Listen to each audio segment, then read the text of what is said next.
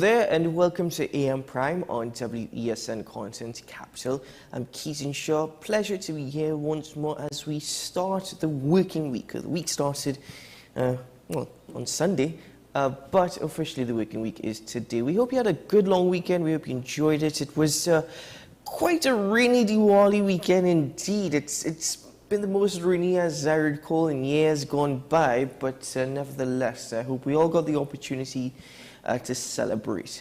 Nevertheless, as we start this week and this morning's conversation, cybersecurity and cyber attacks. Well, most recently over the weekend, we heard that a major company across Trinidad and Tobago and the Caribbean, that is the Unicom Group, and its subsidiary, Courts Limited, well, they suffered a cyber attack months ago. Over 200,000 customers were affected. However, such customers were notified.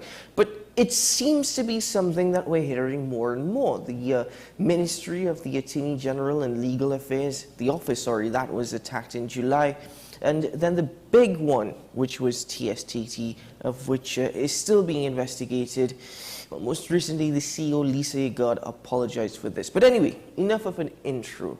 What is really taking place and what is happening? Is it an inevitability? And I'm joined this morning by technology consultant Mr. Shivam Tilaksing, and he's with us via Zoom. Good morning. Welcome to the program. Hey, good morning. Thanks for having me back. It's good to have you back once more, Mr. Tilaksing, and thank you for joining us. First question stems directly from my intro. What Trinidad and Tobago and corporate Trinidad and Tobago is currently facing? Is it an inevitability of the 21st century and technology advancement? Or is this something that speaks to our lack of preparedness? I mean, this is something that I've been preaching over the past couple of years. Even the last time I came on this program, I think I said that, the hacks were only going to get worse and worse because last year they were testing the waters and now, they're looking for vulnerable countries to come out. The Caribbean is very right now due to our lack of cybersecurity infrastructure, lack of data protection laws, etc. And essentially, you said that Quartz was hacked, but other than them, over the weekend, PriceSmart was hacked as well. Over 500 gigs was taken. Could you just put that into context, please? Because with TSTT, we had 6 gigs of data, 500 gigs of data. For viewers to have an understanding, is that a lot of information? Yeah, it's a lot of information. But at the end of the day, 500 gigs could be 500 gigs of nothingness, while even 1 gig could be 1 gig of usefulness in terms of customer data. So again, what the cyber hacking group basically did was essentially take this data and they would send the company a ransom. So if they don't pay that ransom, they would dump the information on the site. And as of right now, the information has not yet been dumped, but it will if they don't pay. So that could wreak a lot of havoc on PriceSmart customers because you don't know exactly what's in there. We don't know if financial information is there. We don't know what customer database is in there, etc., etc. Whereas with TSTT, however, there was a lot there, and you could create a lot of chaos with that information.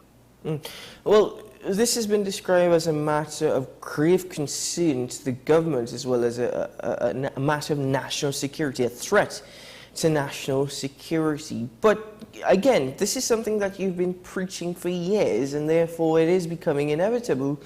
Well, given that a lot of the hacks don't even happen within TNT at least. So, with all that being said, what do you make of the response? I think the response was very poor in that regard. There was so much more that could have been done. Kudos to Quartz and PriceSmart for putting out statements as soon as. The thing about TSTT, however, is that they kind of brushed it under the carpet saying that, nothing was taken, there wasn't a hack. First, foremost, they said it wasn't a hack, then they came out and said it was a hack. We need some type of responsibility because a cyber attack could happen to anyone at all, right? And I wasn't too angry about that, because there are certain things we could take preventative measures and what we could do next, because once someone's information is on the dark web, it's on the dark web. But there's certain ways and certain policies and certain responsibilities a company needs to have when dealing with this. So, for example, that simple statement that Quartz and PriceSmart did, TSTT did not do that. They denied it until they got exposed. And I was very disappointed in that regard. Now, there was an apology from the CEO of TSTT, Lisa Egan, last week, apologizing for the lack of communication, suggesting that they were working on a multitude of problems, such as trying to get customers and payment options back online. So it seems as though in other areas we neglected such. But putting that aside for a moment, you mentioned data protection and data privacy laws. Why is that important? I know it sounds like a rather daft question, but is that necessary in order for corporate entities and even government and state entities to actually have in place a certain policies or even in regard technology to protect themselves, their data and the data of their clients or customers? Yes, definitely it's important because at the end of the day, a company needs to be held responsible when something like this happens in that regard. So data protection laws would help our citizens as well as CARICOM nationals because this is something that needs to be implemented across CARICOM. I don't know if any other islands have these data protection laws in place right now, but in terms of that, it would force companies to do what PriceSmart and Quartz did, inform them of the breach, inform them of the hack, let them know that you could take X, Y, and Z steps now because your data has been considered compromised. And it's something very important because without that, a company could get hacked and they don't even have to tell anyone about it, And that is precisely one of the issues that we're facing in TNT. Some companies may not even be aware that they have been attacked. A court said that one of their issues was having to actually shut down their old website and establish a whole new framework in that sense. But as you said, if we use the example of TSTT, 6 gigs of data, there was a lot of data there. PriceSmart, we don't know exactly what is in that data that was stolen as yet. But putting people at risk, as you said, how is this now putting people at risk? And do we truly understand to the extent that 6 gigs of data is very powerful in the hands of the wrong individuals? So let me give you and put this into a better perspective, right? With your information, let's say your phone number, your address, and your email, I could now pose and do something called social engineering. I could pose as a TSTT representative. I could tell you that I want to upgrade you. I could send you a phishing site. I could take your banking information. I could do a lot of different things from that. And if I want to be even more malicious and actually do physical harm against you or something like that, I could make arrangements to come and visit your house. I could do all these things and more. But apart from that, there was some financial information leaked as well. And now, credit card, as I would say. You don't even need the CVV or even the expiry date anymore. They are dark web tools with AI that will automatically generate, once you enter that credit card information, a working credit card for you to utilize. So yeah, fraud is part of this. That is most incredible, and I don't think people truly understand that. The Minister of Digital Transformation actually spoke about that, saying that how sensitizing people is key. But do you think that is actually in itself taking place? People are reading the news saying, oh my God, another cyber attack, ransomware. But do they truly understand what is happening? Do they truly understand the terminology? And even so, are they themselves aware how to protect themselves or what they should practice to protect themselves? I don't think enough is being done in terms of protecting our end users and users of persons who utilize the internet every day. Because just over this weekend, I had to help like 2 or 3 different persons who got phishing links sent to them where they actually entered their banking information, where they actually gave them the Facebook password so easily. And again, you would usually think this would be affected to persons who are not tech savvy. But it did happen to persons who are tech savvy. They saw it, they thought it was real, and they entered the information. So we need to inform and do education programs properly to the citizens of the country as well as CARICOM. A simple social media post could go a long way, but at the end of the day, it falls on deaf ears because a lot of persons will just watch it, scroll past it. We need to show persons examples of what could happen, when it could happen, and who it could happen to, because it could happen to anyone at the end of the day. Now, moving forward in regards to the laws here in Toronto, because are cybersecurity laws easy to implement? It's not something easy to implement, but again, in my TikTok video that I did, I said that we need to start now. Because if we start now, we can put some things in place. At the end of the day, putting out a law and getting all these things approved, it takes a while. It is a process. But if we can implement something and have a solid foundation now, we could protect our citizens a lot more. Where do we start then, Mr. Tiluxing? We need to figure out how we want to implement it. We can look at other countries that have data protection laws and we can adjust the suit. It's very easy to do in that regard, but again, it will have some debates. So we need to implement this as such. Is cybersecurity something that is expensive, that will incorporate continuous investment in order to align oneself with how technology is continuously advancing? Yes, it is. And that's the whole reason about the CARICOM area as well, is that a lot of companies don't want to invest into cybersecurity because it's very expensive. They don't want to pay proper wages to cybersecurity analysts, to the persons who specialize in that field, because again, they say that, you know, it's too expensive, how are they going to make back the money and all these things. But again, companies don't actually upgrade until they actually get hacked, and then they see the benefit of it. So unfortunately, that's a stigma that's available right now in the Caribbean, and you know, it needs to be addressed. Well, then, if that's the case, this is just something that's going to continue to happen. We are exhausting a topic, and we spoke about this before, and you're back again, and we are speaking about it. But if that's the case, it's just going to keep happening every week. You might be on this program every single week to analyze the latest cyber attack. Yeah. So what happens is that the Caribbean has been targeted for hackers. As I said, you know, I keep saying that it's a playground for hackers. They're testing new waters, and there's a lot more going on in terms of that, because they want to expose, they want to have bragging rights, they want to make money, they want to do a lot of different things. So if we don't do something soon, these attacks are going to happen more and more frequently. And this is just what's in the public domain. In the back end of everything, I know personally that there's over 150 attacks happening in Trinidad and Tobago on a daily basis that we don't even hear about. Well, Mr. Tiluxing, you've answered my question whether or not Trinidad and Tobago is under increasing cyber attacks. And, well, it's not even Trinidad and Tobago, as you mentioned. This is a CARICOM issue. So, I mean, I can only look forward to see the response on the part of those in authority that have the power to implement law, draft legislation and implement it. And then, of course, through CARICOM as well. Mr. Tiluxing, thank you for your time this morning, for giving us a better understanding. And I suppose we just wait and see. Yes, thank you very much. I really appreciate it. And again, to anyone watching, please protect yourself by educating yourself more on cybersecurity and how to stay safe online. Certainly. Well, thank you very much, Mr. Tiluxing. It's always a pleasure. And I would like to say I'm looking forward to the next conversation, but given the circumstances, let's hope it's better news. Yeah, exactly. Exactly so. Take care. Well, technology consultant Shivam Tiluxing joining me this morning. Again, you know, he has said it before, not just on this platform, on a multitude of platforms, the preparedness, he's discussed the preparedness of Trinidad and Tobago and CARICOM, and simply suggesting that it's becoming a playground for cyber hackers and cybersecurity threats, given our lack of legislations and even investments in technology. So this is news, I suppose, that we're going to have to get accustomed to until such is implemented. How long is it going to take, and what more damage is going to be incurred? Well, I guess we'll see. Ladies and gentlemen, we'll be right back after this.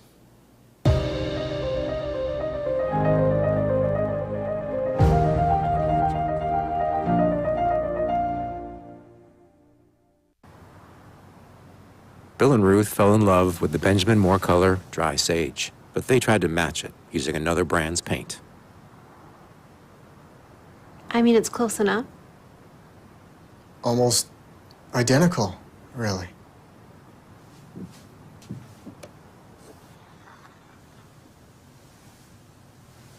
Yeah, there it is. Never trust another paint to be a Benjamin Moore color. FanZone, your reliable, authentic supplier, has just gotten better. You can now visit our website www.fanzonett.com for your authentic wear and collectibles. The only place where you can use both your Visa debit and credit cards. Visit our website fanzonett.com to make your purchase today.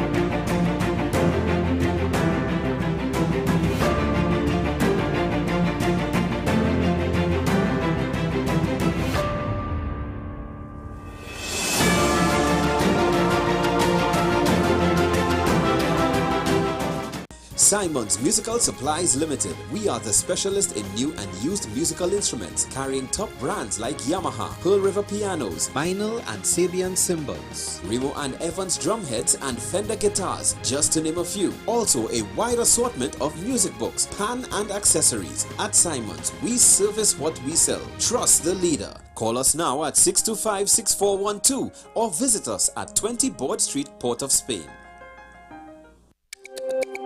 Every word, every line, every paragraph depicts a real moment in someone's life.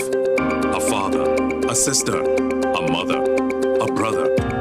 We at Newsday are dedicated to you, the people, and through independent, unwavering journalism, strive to always bring your stories to life. Because your stories are more than just words. Newsday, independent and credible.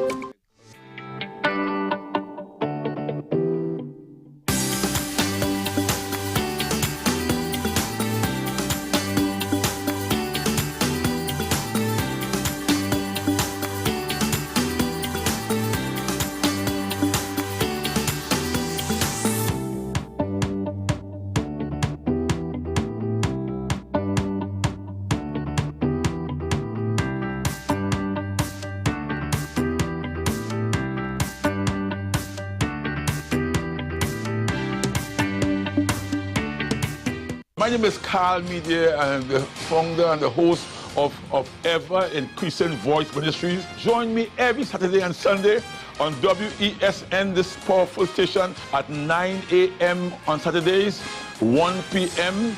and 7 p.m. nightly. Also on Sundays, I'll be on at 7 a.m., 1 p.m. and 7 p.m. at night time. When you come here, we are getting people heavenly ready. Is it politics? What is it? Is it that nobody cares about sports? The kind of support that sport used to get in the past is no longer here. The thing is, taking a knee doesn't mean that that's the only thing you're doing nowadays. Right. Taking a knee along with other stuff. Samantha, what are you looking forward to when you return home to Trinidad and Tobago after winning the title? Thank you very much for speaking it into existence. Is there no pressure on Nicholas Paul? It makes me more motivated to work hard and to go out there and rep the red, white and black. Why are we sending a team to the Winter Olympics? There are a number of Trinidadians who are in the diaspora and have grown up in winter sport. It's an opportunity that the Trinidad and Tobago Olympic Committee will not close the door. I also believe in the players that we have. Once you can motivate the players, you can get the best out of them. What's the best way to grab the attention of viewers? Please exercise more patience. You have to be kidding me. Doing what we do best. I'll say at the very least it's a conspiracy of laziness against the people. Join me, Keaton Shaw. And me, Sean Michael Small, for Talking Point. Weekdays from 8 a.m. to 9:30 a.m. We go in-depth on the trending issues and engage the most controversial newsmakers as we get them to account to the people for their actions. You can't go to the government with nothing. You can't go to cabinet with an empty hand, with a wish. I'm glad that we're having this a sober, mature discussion. In the present situation, I expect a continuation of the chaos. Join us for the discussion, Mondays to Fridays, only on WESN, the content capital. The issue, the continued rise in the price of flour and its impact on the cost of living in Trinidad and Tobago. How should we go about it? I want to ask you, what has been revealed to you about the state of vulnerability in the country because of this exercise and because of what we're going through? Is the government losing the war on the vaccine front? The discussion should revolve around the common good for the greatest number of people in Trinidad and Tobago. How do we inculcate a sense of respect and regard for people who may not be of your own political ilk or persuasion? The communities are now being used by political opportunists. So when the tables are turned, it's the same way. Okay, this has been 10 questions. I'm Andy Johnson, and we'll see you next time.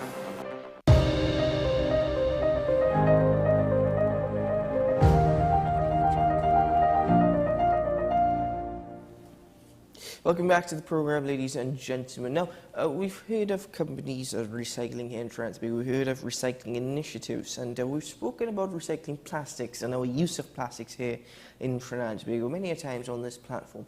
But one company has taken quite a unique approach. Yes, they're turning plastic bottles, and by the way, not just plastic bottles, other plastic materials, they're breaking it down, turning it into cement, and then into, well, believe this or not, park benches and other useful products. And that company is Flying Tree Environment Management NGO. And the director is with us this morning, Mr. Juan Andrade. Good morning, welcome to the program. Well, thank you very much for joining me. Let me start by asking you how this idea was actually formulated and how this company was formed. Basically, the company was formed many years ago, right here in Trinidad and Tobago. The company was formed as the result of a necessity that we have in Trinidad and Tobago to recycle our plastics, to clean our environment, to clean our beaches, to clean our rivers, but most important in all, as a way to teach our children, our youth, about the importance of a clean environment and recycling. That was how it was formed. Why do you think your company has been so successful? What is behind the company's success? The Trinidad and Tobago was already ready for a change. It was already this worry of the population to do something different with Trinidad and Tobago, to make it cleaner, to make it more beautiful. So that part, part of telling the people about this, that was easy because they was almost ready. But it's successful because we created something called a symbiotic relationship in between the private industry and the environmental work. That symbiotism actually gives us the tools, which is mainly the financial tools so much required, because it will be many other guys out there trying to do environmental work, but without the finances, it's almost impossible. So this symbiotism with a company in Trinidad and Tobago called Milagros Solutions, which actually is a plastic company. So it's very good to note that they require a plastic industry to find a solution of what to do with plastics, because in order to find solutions, you need to have the knowledge. And in order to know about mainly about plastics as a pollutant in the environment, you need to know about it. And the only way to know about it is by being an industrious organization into the plastic industry. Mm. Well, one of the issues, Mr. Andrade, is that, and I think you've spoken about this before, is that people in Trinidad, whatever the case may be or how this thought was formulated, is that plastic, the bigger problem with plastics in the environment are plastic bottles or plastic straws, and it's a lot more beyond that. Yes, it's a misconception by what you can see only, also by wrong environmental work approaches. It's this misconception that make the people believe that the problem is plastic bottles, and the problem is straws, or the problem is only plastic bags. No, the plastic pollution walk way long beyond that. Plastic bottles and plastic bags is something that you can see. That is why you are worried about it. It's something that the people who are looking for easy solutions, they capitalize on that. They make you believe that the problem is that the plastic bottle, the plastic bag, a beverage bill, the bottles swimming on your drainage and covering and making flood. It's okay, all that is true. But the bottles and bags and straws only amounting for 23 to 25% of the real issue. If you look around you, you will realize that everything else is also plastic. You have plastics in shoes, in clothes, in toys, in car bumpers, in old chairs, in tents, in hygiene products for the ladies and for the guys. I mean, it's an amount of plastics out there that nobody talk about it, that really they ended up in the landfill or they ended up in the water tables and in the sea, just as the bottles and bags. The difference is that a car bumper doesn't float.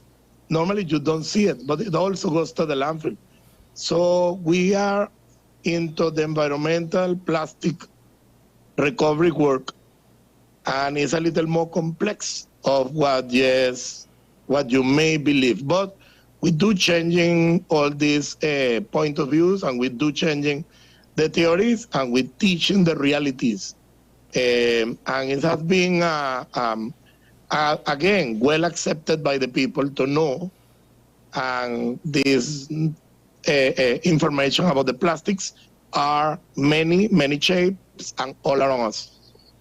Well, Mr. Andrade, given that you guys are teaching and educating people about plastics, is a big misconception that plastics are a bad thing? Or is it that it's more important what you do with the plastics rather than plastics being a bad thing? Absolutely. The plastics are one of the most wonderful inventions, discoveries and inventions done by the human being. The plastics actually make prosthetics for people with disability. The plastics actually save life. With plastic, you can make artificial hearts. You can make COVID was a plastic time because the plastic was there in order to dispose all the infected items with the virus. And plastics also make such many wonderful things. The good part is that the plastics are already on the surface of the planet. The plastics are free on the landfills as a raw materials. The plastics are a wonderful material that could be recycled, upcycled, and make back into a new item over and over and over, just as the metals, just as many other things that could be recycled, just as the paper. The issue is not the plastic. The plastic was never bad. The plastic is, as I say, it's a wonderful raw material to make many things. The issue is the behavior. The issue is the learning processing, how to use the plastics. The issue also, we could say that great part of the issue is the lack of industrial responsibility. Because the industrial people make a plastic item, send it to you, but never tell you what to do with it after that. So our behavior, how we use the plastic, make the plastic as good or as bad as it can be. Yes, not only the plastic, is what you do with guns in Trinidad and Tobago. The guns in the hands of the police are to save your life. The guns in the hands of a criminal are to kill and to finish with your life. So what is the solution? We banning the guns, or we dealing with the solution? We banning the plastics, or we teach you and educate you? You must remember that it's a great responsibility in the hands of our governance also to teach the appropriate behavior, and plastics usage, disposal, and recovery is also a responsibility of our educational system. Mr. Andrade, speak me through the process now of turning all these plastic materials into another material that can then be turned into park benches, for example. Speak me through that process, please. Okay.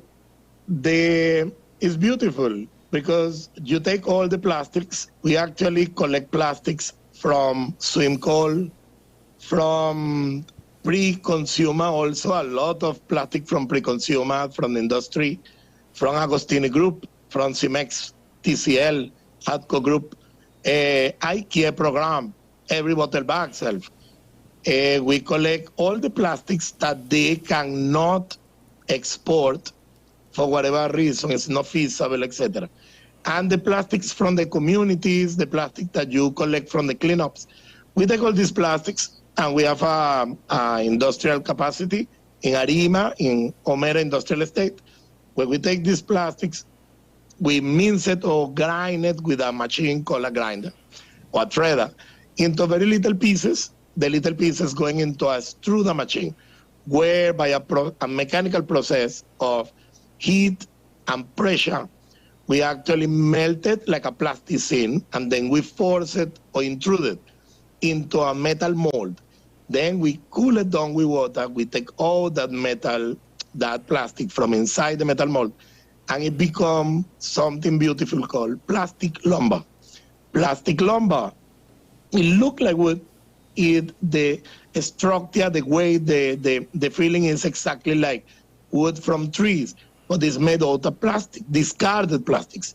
All different plastic mix, all kind of, as we say, the 100% type of plastics.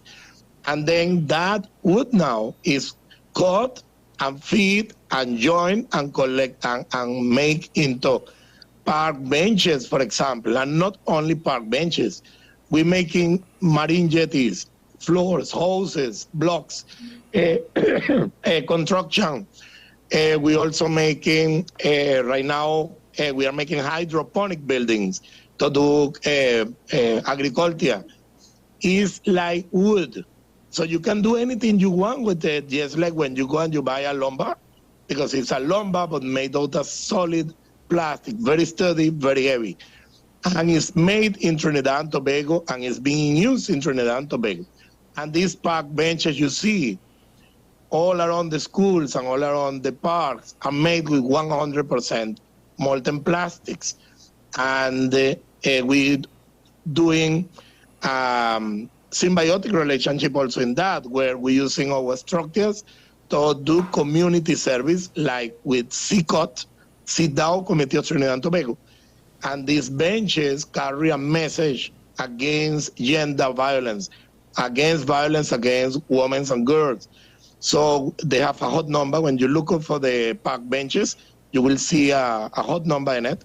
And when the ladies have a issue, gender violence related, they have a helping earth in the next side that could find help for the difficult situation that she may be living. So these plastics are being cast into a whole new upcycle life. Once was garbage on desire, as you say, clogging your drains and dirtying your scenery. Now they are a hydroponic house, for example, in the Autistic Society of Trinidad and Tobago, making food and vegetables and agriculture for our society. Sometimes for the less fortunate, sometimes for the very rich ones. Yes. One man's trash is another man's treasure, and you're finding the raw materials in the garbage, which is rather incredible. But going through that process, I mean, as you said, you're also addressing other social issues such as gender-based violence and child abuse and woman abuse. But the story about the actual benches itself, before I go further into the social issues, is this a costly process? And is the final product also something that is very costly? Actually, no. It's not a very costly item. It is a costly process. As I mentioned before, we have the blessings of having the financial possibilities and capabilities. We have the blessings of having an environmental, industrial, oriented, responsible helping hands that actually join into the process. I close believing 100% in the process. Yes, you need to do the investment, but once as we actually show the responsible entities how concerned and how good we was and how good results we was getting, we got then a helping hand from the Jeff SGP, which is from the UN group. And lately we got even more generous help in a grant form from Innovation Challenge. That is a project executed by Carity and with funding coming from IDB and the EU, actually directly from the embassy. From the embassy of the EU is actually the ambassador, Commissioner Cavendish. Mr. Cavendish was quite excited about what we was doing, and they came and they was pretty generous. But I'm not saying pretty generous only on the financial part. They was pretty generous on the offers of the future with respect to Trinidad. They are very concerned of what is going on with us in Trinidad, and they want to make the join in the effort with Flying Tree and Milagro Solutions, and they join in the effort to make Trinidad and Tobago a pollution plastic-free country very soon. So yes, the process require funding, the process require engineering, the process require a lot of human effort and a lot of time and a lot of dedication. Now the final product is cheaper than the wood. It's cheaper than the wood. So we will say that once we have fine-tuned our process to the level we want to carry, it will not be just cheaper, it will be considerably cutting cost when you compare it with the organic wood, and not only economical cost, but also environmental impact, which is, remember, the environmental impact have a lot of economical issues attached to it, like less landfill burden. We will clear up the overwhelming of the landfills. We will have less plastics to clean up, less drainage issues, less flooding on the cities, less deforestation, which is awesome, because the less wood, organic wood you use, is the less trees you need to cut. So it's not just the economical part when you pay to get the product, it's all the comprehensive environmental and other charges that we're saving, including Forex.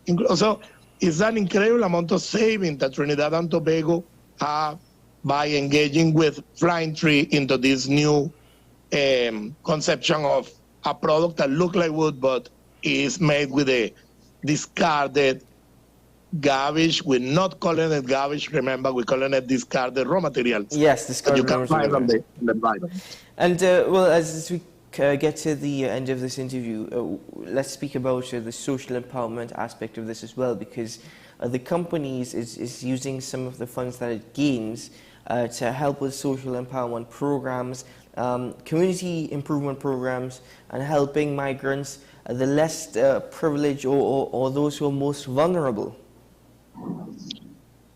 It is a difficult time for Trinidad and Tobago. Economically wise, it's a difficult time with respect to the economy of Trinidad and Tobago. And neighboring a country like Venezuela, nobody can put a blind on top of your eyes. Trinidad have done as much as is possible with helping of these migrants from Venezuela, but unless the problem in Venezuela, which is a huge political issue, and I'm going to say the truth, unless the government in Venezuela change, unless the regime finish, the problem is going to be affecting Trinidad and Tobago, because it's a problem everybody knows. And these migrants in Trinidad, they sometimes have it a little difficult and they need a helping hand. When I say a helping hand, we're talking about a little volunteer stipend. They could actually do some works that local guys sometimes refuse to do, like to go and dig inside the garbage and go and dig into the plastic, sorting, grinding, cleaning, preparing manually stuff, and all those little tough works. Sometimes we are able to secure some little stipends by selling the products. By other products, we also do. But it's not only the migrants. And I would like to explain, it's not just Venezuelans. We have, through our organization, we have migrants from basically the entire Caribbean. We have migrants from Dominican Republic, we have migrants from Jamaica, from Guyana, from Venezuela, from all around. Venezuelans are the most in amount right now in Trinidad because of the proximity to Venezuela. But also is other communities that actually get benefit. Rural communities like Kernaham Cascadux, they got a complete recycling center to deal with the issues and to get a little extra money. We work with Tobago in Roxborough Police Youth Club. We helping the youth to become, better man for the future. We helping when you are looking like right now, we're looking for technical people. Right now, we're looking for workers. And you will laugh because sometimes we put a sign in the industrial estate. The signage lasts there weeks waiting for somebody while the migrants passing every 15 minutes asking if we have work. We say, well, but we have to mix the scene, no? But yes, it's difficult situation and we're trying to help as much as we can.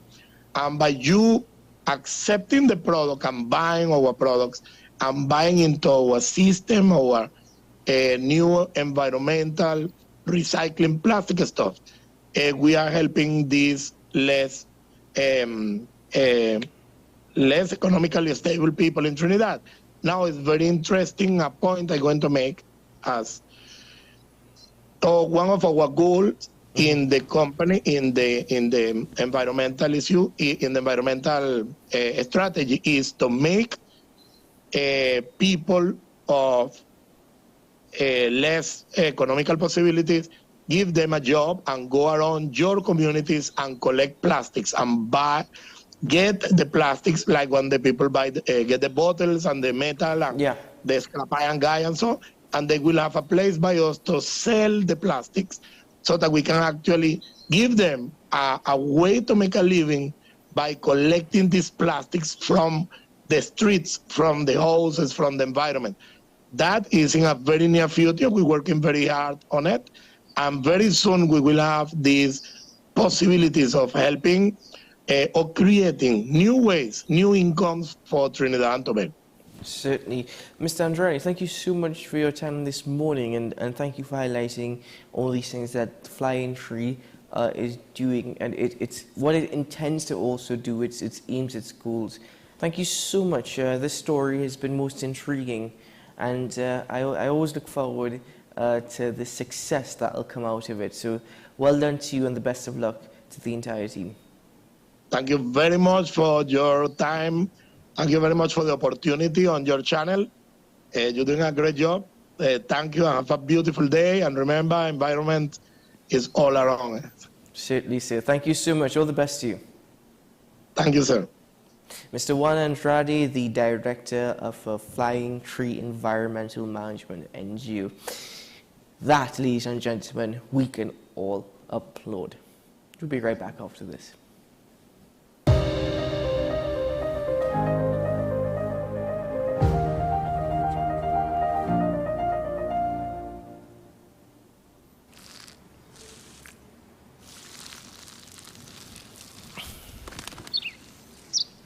Maybe he landed here totally by coincidence. But if by chance he's admiring your fresh coat of Benjamin Moore soft sky blue, well, that's a pretty high compliment. Coming from an expert. Hi, good morning, Mr. Maharaj. Could you hear me? I can hear you now. I am Rondell Donowa, attorney at law and host of Strictly Legal on WESN Content Capital. Strictly Legal is a legal program geared towards informing you, the public, of your legal rights, responsibilities, and remedies. So be viewing Thursdays, 10 a.m. to 10:30 a.m.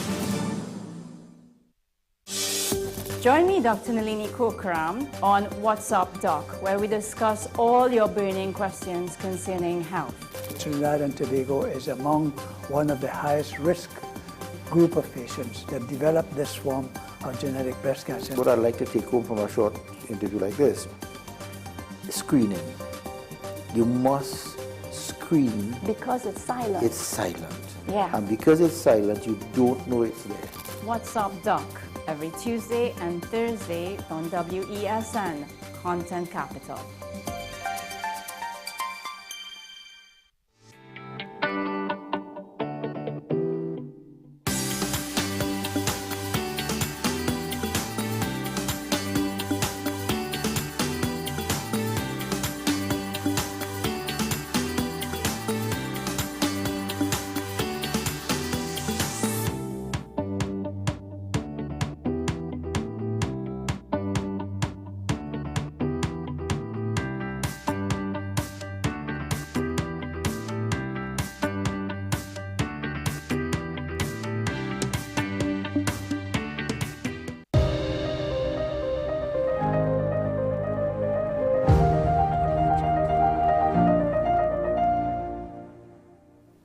Welcome back to the program, ladies and gentlemen. Thank you for making the time to be with us this morning. Now, my first conversation started off with an understanding of what is taking place in regards to cybersecurity here in Trinidad and Tobago, and it's expanded to CARICOM as we spoke about the lack of laws and legislations.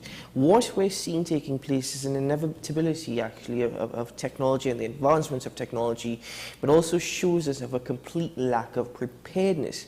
Now, we've spoken about government institutions and state entities and CARICOM as a whole. But what about you, as an individual who goes on your cell phone every single day? Some of you will stay on your cell phone for hours at a time, and even browsing through the web or doing work on your computer.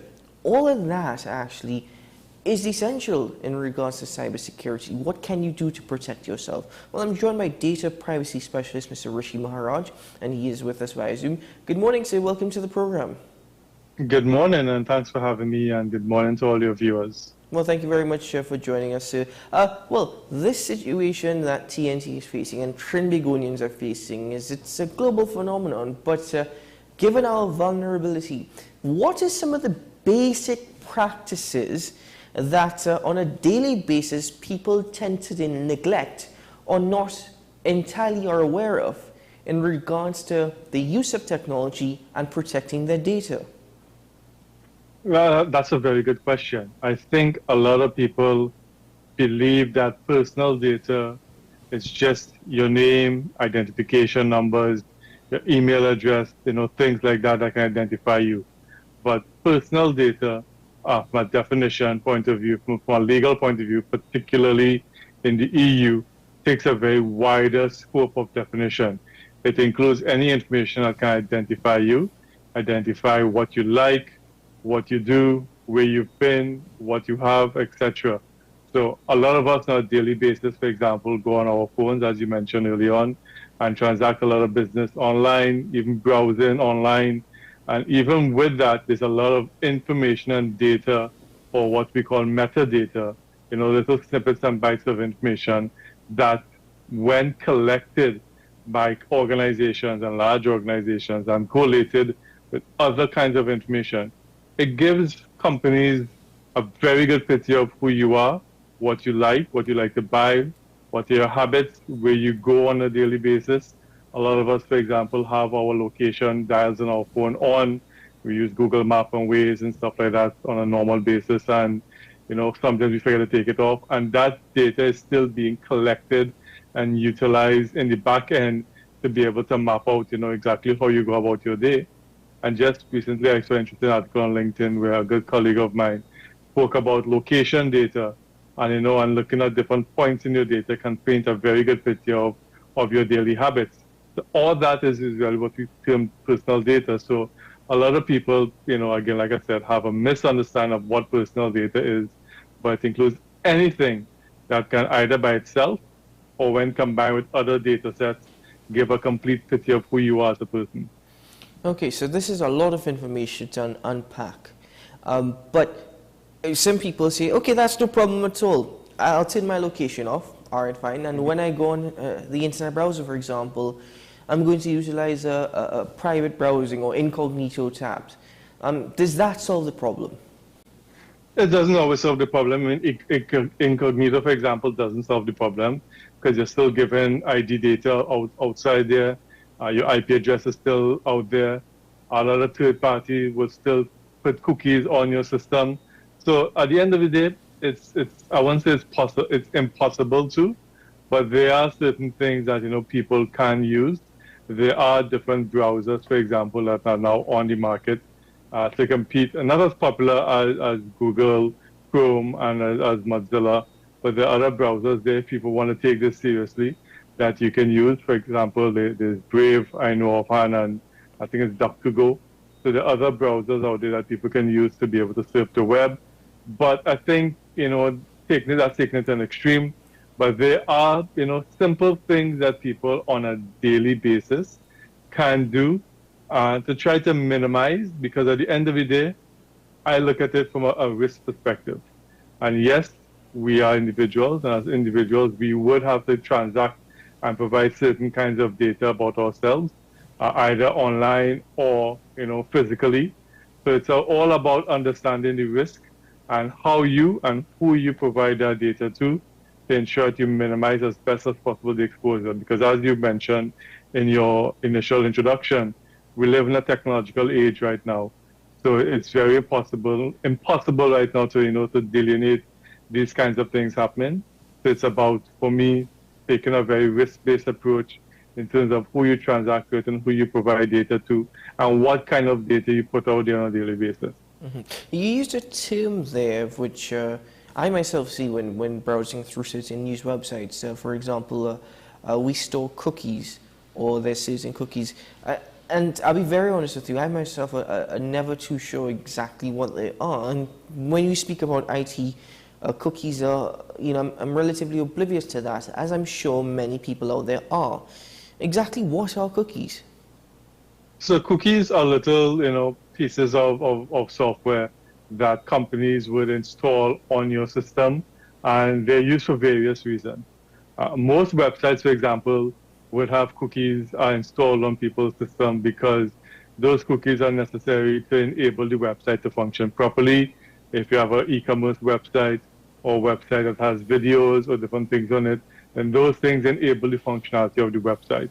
So what we call those are strictly necessary cookies for the website to function properly. But there are other types of cookies or other types of, little small bits of information that you may not be aware of that may be stored on your system. For example, a lot of people in marketing use something called Google Analytics. So those are little cookies that they'll have on their software. So when you log on to our website, those may be installed on your system. And those are used by companies to analyze how people utilize their websites, what pages do they frequent the most, how long they stay on certain pages, but it also may collect certain bits and bytes of information about you. There are a lot of people who have Facebook Marketplace or businesses that have Facebook would utilize something called a Facebook Pixel, which again is a simple code that you write in the back end of your system. So when somebody logs on to your system, that is also installed in the back end, and that provides the steps of information for people to feed from an analytical point of view to understand who you are. And you mentioned, for example, that some websites, when you click on them, you will see a notification bar come up asking you to either accept all or to customize. And that's because in the EU, a lot of laws are now coming out of the EU, state that cookies are, as I mentioned earlier, types of personal data because of what they collect. So what they're doing now is that they're telling organizations that you have to give individuals a choice in determining what kind of cookies they want to install, and you have to provide that choice with the accept all or customize kind of button. So that's why you're seeing a lot of those buttons coming up now on certain websites, because laws are changing to regulate the kinds of data and to give people choices as to how they want certain information to be collected about them. Mm-hmm. So let's now speak about practices that one should adopt when utilizing any of the devices, because your cell phone is basically you. in technology form. It's everything about you. It's all your personal information, your personal data. Then you customize it to your liking. So what are some of the practices you think people need to start incorporating in their daily habits when it comes to safety and technology? One obviously would be the apps that you use. Only install apps from trusted sources. That's why we have Google Store, the Android Store. We have Apple Play Store. You know, those when you try to load an app or develop an app and load it onto the stores, there are certain criteria that you have to go through to satisfy them. That you in terms of how you collect data, in terms of how your app is structured, all these different kinds of things from a security point of view. So only download apps from trusted sources like the Android Store, the Apple Store. That's one. Two, regularly update apps, because when people develop apps, they normally develop it quickly to come onto market very quickly, you know, so they can get sales or whatever it may be. But then over time, certain vulnerabilities may come up and they run updates. So regularly updating your app is critical, is very important to make sure that your app stays up to date. For people who have, even for laptops and desktops, regularly run updates on your systems, because that's very important. I would say minimize the kinds of personal data you share on social media. That's also important, because when you tell people, for example, you know, a lot of people like to check in on Facebook, etc., and let people know where we are on certain things. Like, hey, I'm at the airport heading to vacation now, looking forward to it. That simple check-in, you may think, okay, it's innocent. But when you tell people where you are, you also tell people where you are not. And then that could also be used as a way for people to, you know, people may share it on they'll like it or whatever, and then it goes onto their profile. Other people may see it, and you never know what can happen when people say, okay, you're not going to be here for a couple of days, you know, then that means that it may be possible to attack your home and stuff like that. That's another example. You mentioned incognito mode, using VPNs that allow you to certain types of privacy in terms of your browsing, if you're that kind of person. If you're shopping online, again, shop on reputable websites that have the little HTTPS or your little security tab on top of it. Again, use reputable websites. I'm not saying that Amazon and these kind of companies can't get hacked. They are. Everybody's vulnerable. But again, the assumption is, from a risk point of view, that these kind of companies may heavily invest more in protecting their data and having proper measures in place to alleviate phishing attacks and ransomware attacks, etc., than other types of stores. So if you are shopping, ensure that people have proper security on their website. If you have to pay, either go to secure channels such as PayPal and other types of ones that exist. So, I mean, these are some of the day-to-day things that you can take in your daily lives to try to minimize the risk. Because at the end of the day, it's always possible that your data can be exposed, but you're trying as best as possible to minimize the risk of that happening. And what about fortifying one's passwords? What about utilizing things like two-factor authentication? Yes, I mean, that's key. I mean, a lot of companies are now using a lot of two-factor authentication. What that basically is that you have different ways to log into a system or log into your bank account. A lot of banks, I know, use it here, where you have to log in with your username and password. Then they send a code to your phone. They send a code to an email address, another piece of device to ensure that, you know, you can authenticate who you are. A lot of, you know, we have now Microsoft Authenticator, Google Authenticator, as other ways to develop random running codes that you have to enter within a specific time frame to verify who you are. So those are other good methods. Changing passwords regularly, using uncommon passwords or password generators. And a lot of people say, well, I can't remember all these passwords. Well, there are also pretty good software that you can use to be able to capture and keep your passwords, reputable ones that exist for that specific purpose to help you maintain. A couple of these are free for people who don't think, well, I can't pay for this. There are a couple of them that are free that allow you to stop to maybe 7, 8 passwords, so that, you know, it saves it in the back end on your system. So when you log in, you know, again, it creates that sense of authentication and sense of security in terms of using passwords. You know, don't use your mother's maiden name, your address, your first dog, where you went to school. Those are common things that people can easily decipher.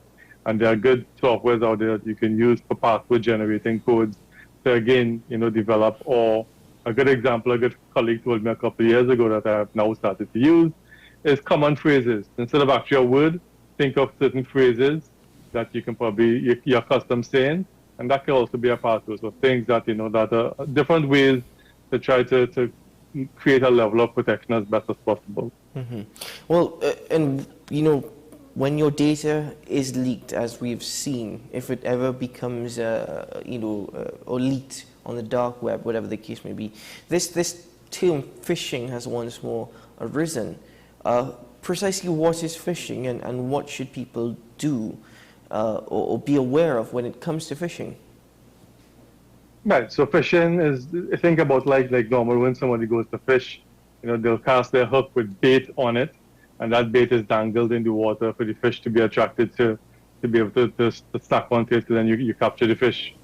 Same kind of attack, same kind of principle, more or less, in that people will send you emails, or people may send you, now it's happening on WhatsApp or text messages, where they'll send you emails purporting to be from your bank or from an organization that you do business with. And what they'll do is that they'll create a sense of urgency to try to get you to click on a particular link. And sometimes they'll disguise the link to make it look like, or disguise the way the message comes to you to make it look like it's coming from your provider, the company, the bank, etc. And what some of the characteristics you need to look for is a sense of urgency. If you don't do this now, your bank account will be frozen, or you won't get your delivery, or your phone will be cut, or something like that. And they want to create a sense of urgency in people to be able to click on a certain link. So we need to be aware of these things and think about the ways, and that's why banks would normally communicate to you and tell you, we don't ask your bank account number online. We don't ask for certain types of credential online. And if you get an email or a voicemail or a text messages or WhatsApp that's saying, you know, we have to do this now, otherwise something bad will happen, then those are certain red flags you can look for in determining whether or not this is authenticated or not.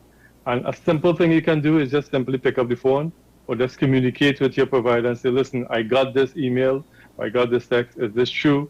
What's going on, as a way to authenticate it? Because again, unfortunately, this is the world we live in, and you know, certain things must be taken at face value. So you must be very, I won't say skeptical, but you need to look at certain things and, you know, try to think logically. Why is this happening? Is this real? Did I do this?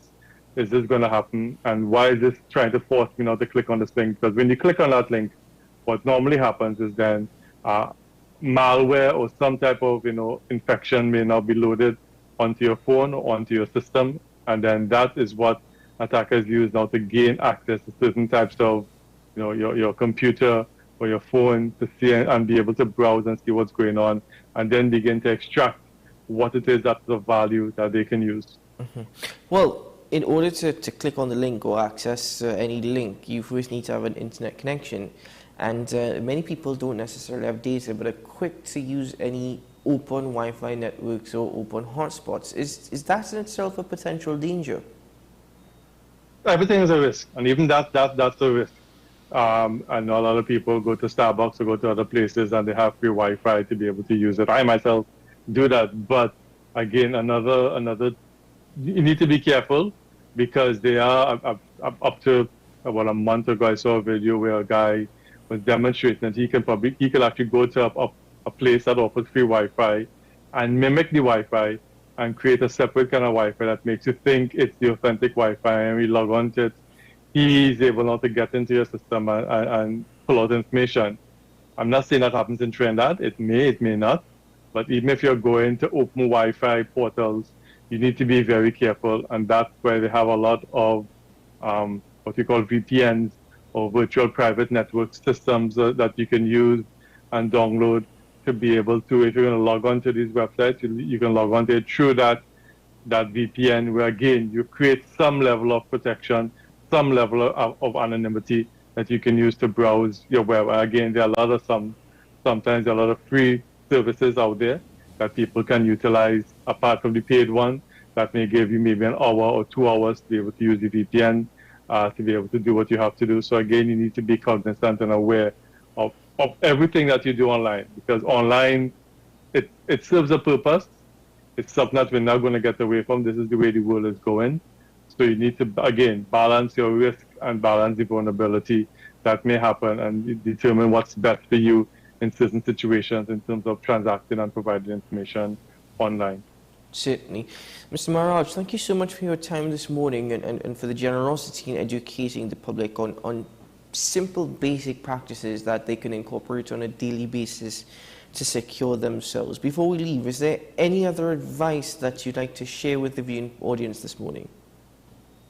I think, again, people need to be aware, because I know we spoke a lot about technology, but even in the what we call the hard copy environment or the real world where you go over the counter and you transact service, again, you need to be aware of what kind of data that you're sharing. We have a saying in Trinidad, for example, they want to know everything about me, including my blood type. So you now should, query, why is it if I'm applying for X service that they want to get all these different types of information about me? What's the purpose for it? And again, at the end of the day, data protection law speaks about the information is my information. It's information about me. It doesn't belong to the organization or the company. So I have a right now to be able to ask questions as to why you want my data, how you're going to use my data, etc.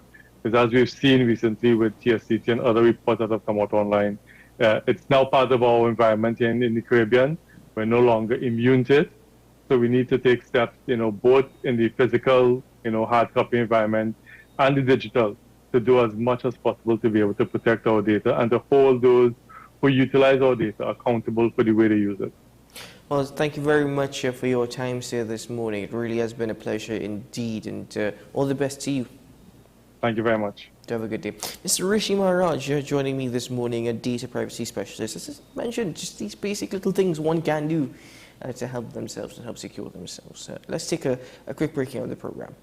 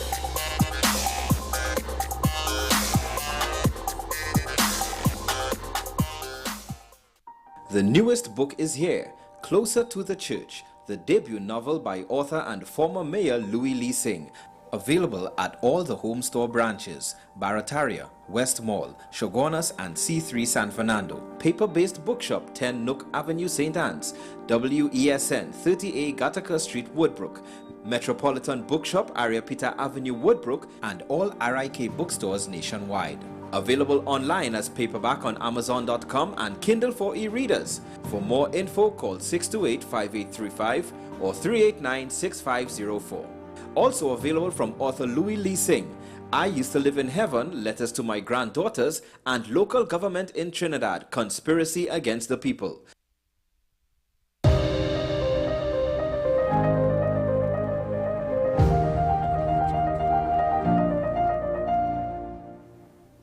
Well, before we bid farewell this morning, let's take a look at one regional data coming from Jamaica. It's from the IMF, the International Monetary Fund, says that macroeconomic stability and structural reforms can help drive growth.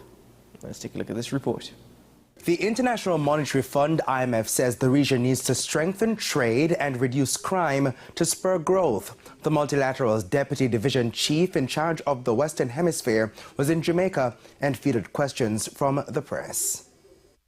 Economies in Latin America and the Caribbean are projected to realize growth over the next 2 years. The rates have returned to percentages seen before the COVID-19 pandemic, but the pace is considered slow. In line with that, Jamaica's GDP outturn is set for 2% this year, and the forward projections suggest a similar outlook for the years to come. Deputy Division Chief in charge of the Western Hemisphere at the IMF, Anna Ivanova, says structural reforms are needed to support growth. Productivity growth in the region is low. What factors can help spur productivity growth? And we pointed several things, including, for example, insolvency regimes, doing business environment. So those things are still there. But and in many countries in the region, also labor market reforms that can facilitate growth. She says these fixes cannot stand alone. The region could really boost growth in terms of increasing trade, both within the partners in Latin America and the Caribbean and with the countries outside of the region. So that is a very important factor that we believe. The second one is reducing crime.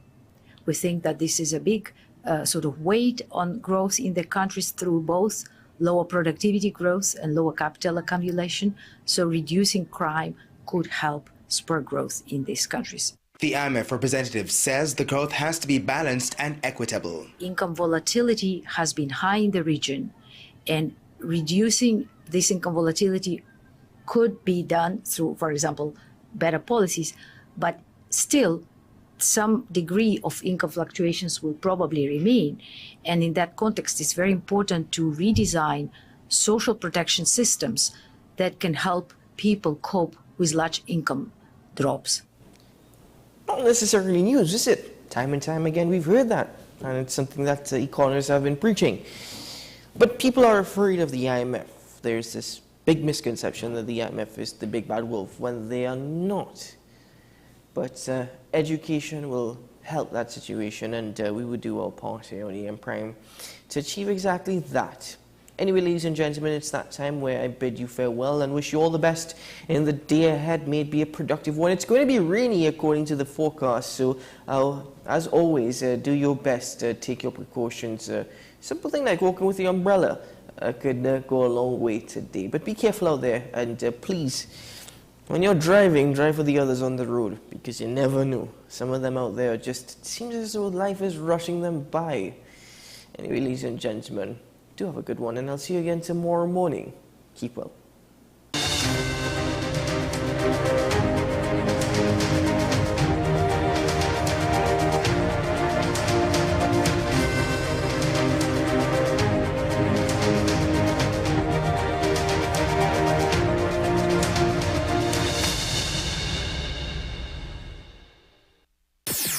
WESN.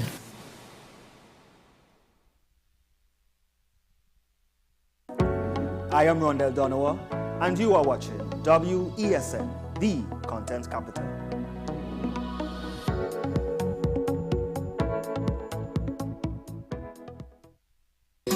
Take some time for yourself or spend some time with the family at Sandy Point Village Hotel. Enjoy our various studio and suite apartments, self-contained with their own kitchenettes and Wi-Fi. We also have our famous 100-foot swimming pool and our beachfront restaurant, the Steak and Lobster Grill. And our location in Crown Point puts us near the center of activity, from the nylon pool to the local nightlife. Call us and make your reservations at 639-8533, 389-2378, or email us at sandypointvillagehotel@gmail.com. What's the best way to grab the attention of viewers? Please exercise more patience. You have to be kidding me. Doing what we do best. I'll say at the very least it's a conspiracy of laziness against the people. Join me, Keaton Shaw. And me, Sean Michael Small, for Talking Point. Weekdays from 8 a.m. to 9:30 a.m. We go in-depth on the trending issues and engage the most controversial newsmakers as we get them to account to the people for their actions. You can't go to the government with nothing. You can't go to cabinet with an empty hand, with a wish. I'm glad that we're having this a sober, mature discussion. In the present situation, I expect a continuation of the chaos. Join us for the discussion, Mondays to Fridays, only on WESN, the content capital. People really want to know, what about me? Where do I fit? what is in the ride for me in terms of a better Trinidad and Tobago, and I'm pleased to shed some light on that. The purpose of bail is to ensure your attendance at court. That's it. It is not punitive, it is not rehabilitative. We, the police officers, we are professional, and we are here for whenever the survivor is ready to come forward. We have the right to private and family life, the right to religious freedoms and beliefs and thoughts and expression. But these rights are not absolute. Certain rights can be limited. The law is to govern the whole, is for all of us in public.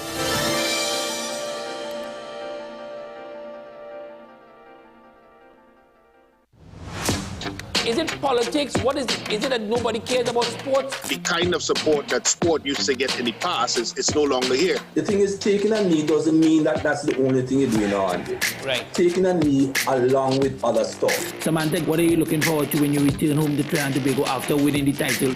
Thank you very much for speaking it into existence. Is there no pressure on Nicholas Ball? It makes me more motivated to work hard and to go out there and rep the right and black. Why are we sending a team to the Winter Olympics? There are a number of Trinbagonians who are in the diaspora and have grown up in winter sport. It's an opportunity that the Trinidad and Tobago Olympic Committee will not close the door on. I also believe in the players that we have. Once you can motivate the players, you can get the best out of them.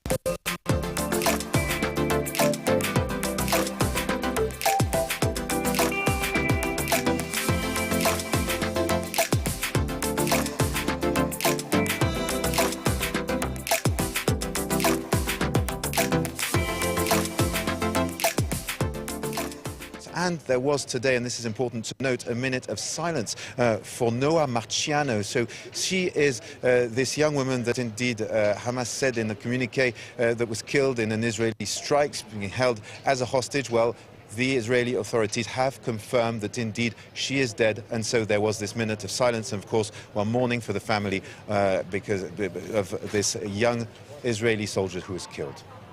James Andre reporting live from that march, which is just getting underway in Tel Aviv. Thank you so much for joining us. At least 6 Palestinians were killed this Tuesday in an Israeli air raid on a town in the West Bank. The Israeli army says its forces were ambushed in Tulkarm, where they were seeking to detain suspected militants. Journalists in southern Lebanon were nearly hit by a strike live on air on Monday. This as tensions continue to simmer on the border. According to the Committee to Protect Journalists, at least 42 journalists have been killed since October 7th, the vast majority of them Palestinian. Matthew Mary Karashe reports. Around a dozen journalists from several media outlets were reporting in southern Lebanon near the Israeli border Monday when they were nearly hit by a strike.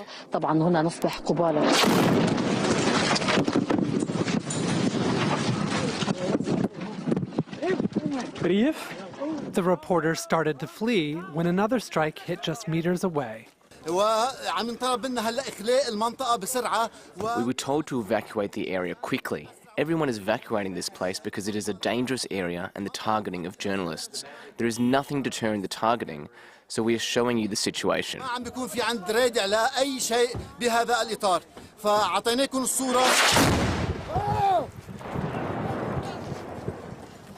The incident comes exactly a month after strikes blamed on Israel killed a Reuters journalist and injured 6 others in southern Lebanon. In Monday's explosion, a photographer from Al Jazeera was lightly wounded. The Al Jazeera bureau chief in Lebanon said the Israeli army deliberately targeted journalists. The IDF has yet to comment. Israel and Hezbollah have traded rocket fire for the past month, but recently the near-daily border skirmishes have intensified. Prime Minister Benjamin Netanyahu said Monday that Israel is focusing on the war in Gaza, but is prepared to fight on 2 fronts if necessary. There are exchanges of fire in the north. there's someone who thinks they can widen attacks against our forces, against civilians. That's playing with fire. Fire will be answered with much stronger fire. They shouldn't try us, because we've only showed a small amount of our power. Hezbollah leader Hassan Nasrallah spoke on the weekend, boasting that the militant group has begun to use suicide drones and heavy warheads. He stopped short, however, of declaring a full-scale war on Israel. On to other world news now, and 5 years later, the same men are going head-to-head to lead Liberia. This Tuesday, voters will be choosing between incumbent George Weah, a former football star accused of worsening corruption in the country, and Joseph Boakai, an older political veteran. It's the first Liberian presidential election since UN peacekeeping forces left the country in 2018. He's our West Africa correspondent, Justice Baidu. Only 7,000 votes separated President George Weah and his closest contender, Joseph Boakai, in last month's election. Mr. Weah, a hugely popular former football star, is now seeking another 6-year mandate after beating Joseph Boakai in a similar fashion in 2017's election. Joseph Boakai is not a stranger at all in Liberian politics. From 2006 to 2018, he was this country's vice president, working with Africa's first elected female president, Ellen Johnson Sirleaf. The campaign has been relatively peaceful compared to what happened before the main election, in which 4 people were killed in election-related violence. The two candidates have spent most of their time trying to convince as many as possible from the 18 other candidates that contested in that election to throw their weight behind them for Tuesday's crucial poll. This is the 4th time that Liberia is going to the polls to elect a leader since 2005, when a brutal war that killed an estimated 400,000 people. Lagging in opinion polls, Britain's Prime Minister Rishi Sunak took the political establishment by surprise when he reshuffled cabinet on Monday. Controversial Home Secretary Suella Braverman is out, and back in is former Prime Minister David Cameron. The architect of the Brexit referendum had left politics after the 2016 vote. Siobhan Silk tells us why Sunak has decided to pull him back into the spotlight. It's been described as a shock return, an astonishing comeback. David Cameron's re-emergence from the political wilderness has been headline-grabbing, but for some British voters, he's far from an inspiring pick for Foreign Secretary. I think that they've run out of ideas, really, and they've run out of credible people. He's been under a rock for a while. You just wonder whether or not he knows much about what's going on inside. Well, he can't do any worse than what's currently in position. Cameron says what he brings to the job is solid experience. We have some daunting challenges as a country: the conflict in the Middle East, the war in Ukraine, and of course I hope that 6 years as Prime Minister, 11 years leading the Conservative Party gives me some useful experience and contacts and relationships and knowledge. Some analysts are sceptical that that experience holds up. Cameron's past interventions in the Middle East are seen as failures that only fueled conflict. The so-called golden era of UK-China relations during his time in Downing Street has been dismissed by his new boss as naive. And he's the person who triggered the Brexit referendum, changing the UK's relationship not just with Europe, but with the rest of the world. The world has moved on and British policy has moved on since David Cameron was Prime Minister. He brings quite a bit of baggage into a job where he has to confront the fact that the world and British policy has changed. But it seems that for Prime Minister Rishi Sunak, Cameron's appointment is not about bringing new ideas. His office said the new Foreign Secretary would stick with the government's current approach to foreign policy. The Conservative Party is trailing far behind opposition Labour in the polls and has been beset with internal chaos.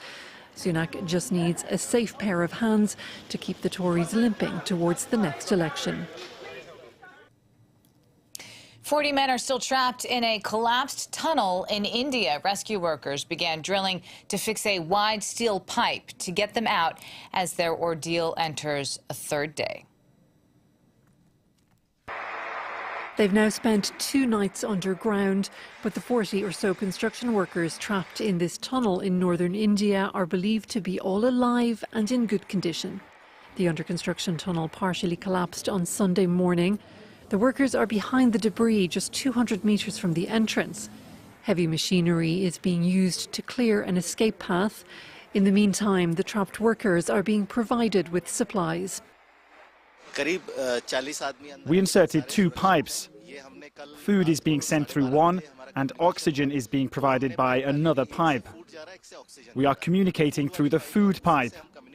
We learned that they are safe. They have food and water. We have our plans A, B, or C ready to evacuate them. Hundreds of rescue workers have joined the effort, and the state government says it's determined to get everyone out safe. But the incident is just the latest to raise questions about construction safety here in Uttarakhand state. The 4.5-kilometre long highway tunnel is one of many major infrastructure projects in this mountainous region.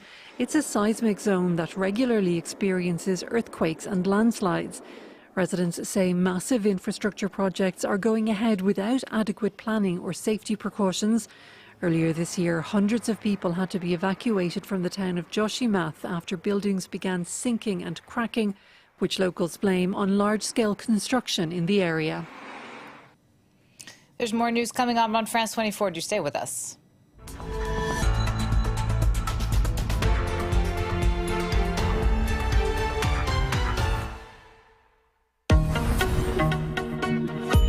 Join us on Down to Earth, where we explore the incredibly complex relationship between humans and our planet.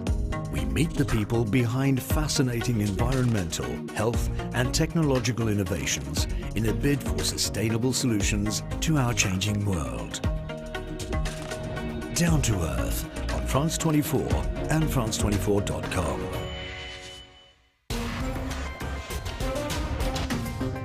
Time now for French Connections, our weekly look at the intricacies of life here in France with Solange Mougin. Solange, great to see you as always. This week you're focusing on an emblem of French culture, the pastry. Yeah, we all need a little bit of sweetness with the world as it is today. So I brought us some treats, Delano, to taste at the end of the show. But first, let's talk about their creator. Nina Metayer, she received in October 2023 the honor of Best Pastry Chef in the World, discerned by the International Union of Bakers and Confectioners.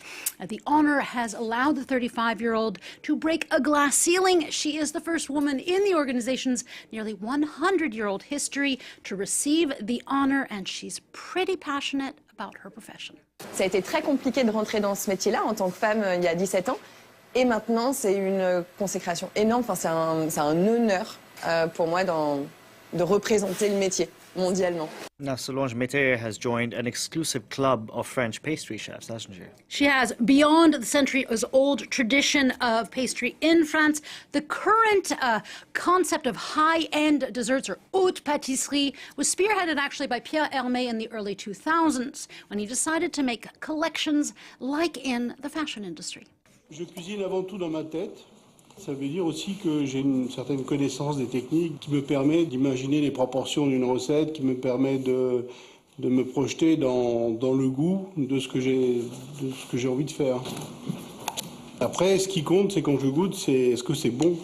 Now, social media and TV shows have created a celebritification of chefs, and one of the biggest star bakers is Cédric Grolet, with over 8 million followers online. I look at his Insta stories. Yeah, it's quite beautiful. His boutiques have lines around the block for his beautiful, expensive trompe-l'œil pastries. Les gens, ils vont se déplacer, et si c'est beau, ils vont venir, et si c'est bon, ils vont revenir. Dès qu'ils postent, ça marche vraiment, mais 2-3 fois plus. Social media has opened a global door to French luxury pastry for tourists and for locals alike. Même s'il faut attendre 3 heures, eh bien, il n'y a pas de souci, j'attendrai 3 heures. It's very famous in Japan, and very popular, so I want to buy the Paris. So, Solange, does France have an edge over other countries? Well, France definitely has a rich history and a diversity of desserts, but another top chef and TV star, Christophe Michalak, tells us that the baking world is very, very competitive. On a une richesse historique et gastronomique qui est sans égal. Donc c'est peut-être pour ça que la pâtisserie française brille à travers le monde et c'est génial. Après, il ne faut pas se faire doubler parce qu'il y a des très bons confrères dans tous les pays du monde et le niveau devient de plus en plus élevé. Il n'y a pas une cuisine qui domine le monde. Par contre, il n'y a qu'une seule pâtisserie. Now, many signature pastries rely on a dough batter called a pâte à choux. It is our word of the day. This mixture of hot water, flour, eggs is used in many desserts like eclairs and croquembouches, those towering traditional wedding cakes. Now, why is it called pâte à choux? Well, the word literally means little cabbage pastry, but it's not because it's piped out in a round, cute little cabbage shape. Rather, the pastry, with its first mentions dating back to the 13th century, is made over heat, or chaud. And over time, that word chaud morphed into choux. Today, it is still a cornerstone of many desserts that send many of us back to childhood. Quand nous étions jeunes, on mangeait, qu'est-ce qu'il y avait, des choux à la crème, des babas au rhum. C'était la folie de mes parents aussi. Tous les dimanches, on mangeait un millefeuille. Now, millefeuille desserts are actually the third most loved pastry among French people after éclairs and religieuses. And the top honor goes to the tarte aux fraises fruit strawberry tarts. They're delicious.